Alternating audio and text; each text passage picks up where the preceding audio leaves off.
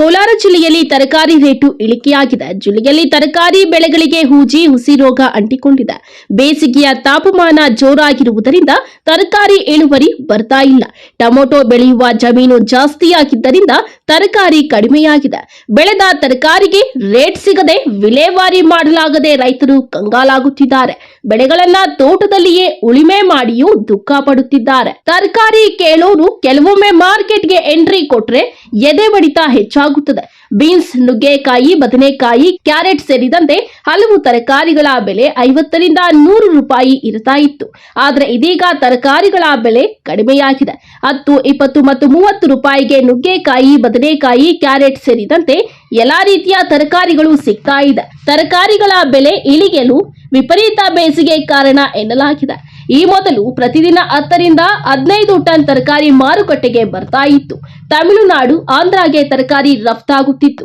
ಆದ್ರೆ ಇದೀಗ ಸ್ಥಳೀಯವಾಗಿ ತರಕಾರಿ ದೊರೆಯುವುದರಿಂದ ಕೋಲಾರದ ಮಾರುಕಟ್ಟೆಯಲ್ಲಿ ತರಕಾರಿ ದರ ಕಡಿಮೆಯಾಗಿದೆ.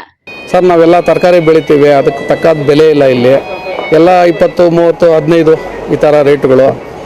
ಕಷ್ಟಪಟ್ಟು ರಾತ್ರಿ ಆಗಲೂ ಬೋರ್ಗಳಲ್ಲಿ ನೀರುಗಳಿಲ್ದಿರ ಡ್ರಿಪ್ರಿಗೇಷನ್ ಮಾಡಿಸಿ ಎಲ್ಲ ಮಾಡಿ ಬೆಳೆ ಬೆಳೆದು ಎತ್ಕೊಂಡ್ಬಂದರೆ ಇಲ್ಲಿ ಅದಕ್ಕೆ ತಕ್ಕಾದ ಬೆಲೆ ರೇಟ್ ಇಲ್ಲ, ಸಿಗ್ತಾ ಇಲ್ಲ. ಬೀನ್ಸ್ 25 ರೂಪಾಯಿ, 30 ರೂಪಾಯಿ ರೇಟು.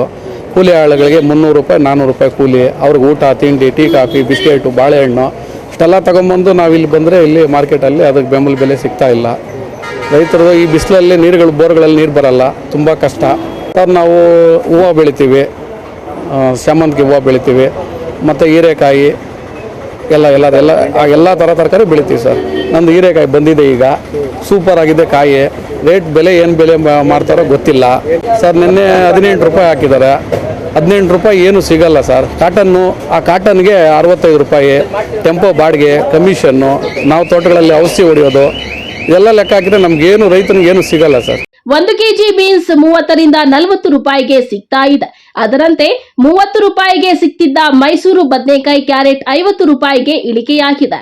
ನುಗ್ಗೆಕಾಯಿಯಂತೂ 40 ರೂಪಾಯಿಗೆ ಕೇಳೋರಿಲ್ಲ.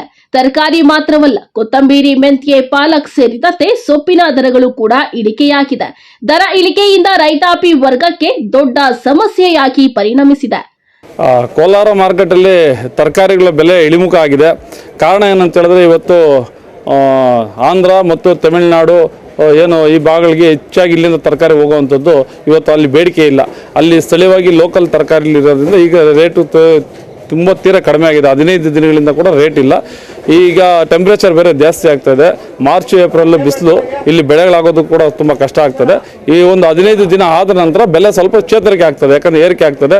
ಈಗ ಅಲ್ಲಿ ಸ್ಥಳೀಯವಾಗಿರ್ತಕ್ಕಂಥ ಬದನೆಕಾಯಿ ಆಗಿರ್ಬೋದು, ಹಾಗಲಕಾಯಿ, ಹೀರೆಕಾಯಿ, ಬೀನ್ಸು ಇವೆಲ್ಲ ಸ್ಥಳೀಯವಾಗಿ ಅಲ್ಲಿ ಲೋಕಲ್ ಮಾರ್ಕೆಟ್ಗಳಲ್ಲಿ ಸಿಗ್ತಾ ಇರೋದ್ರಿಂದ ವ್ಯಾಪಾರನೂ ಕಡಿಮೆ ಇದೆ ಮತ್ತು ಅಲ್ಲಿ ಟೆಂಪ್ರೇಚರ್ ಜಾಸ್ತಿ ಬಿಸಿ. ಇಲ್ಲಿಂದ ಹಾಕಿರ್ತಕ್ಕಂಥ ತರಕಾರಿಗಳು ನಿಲ್ತಾ ಇಲ್ಲ.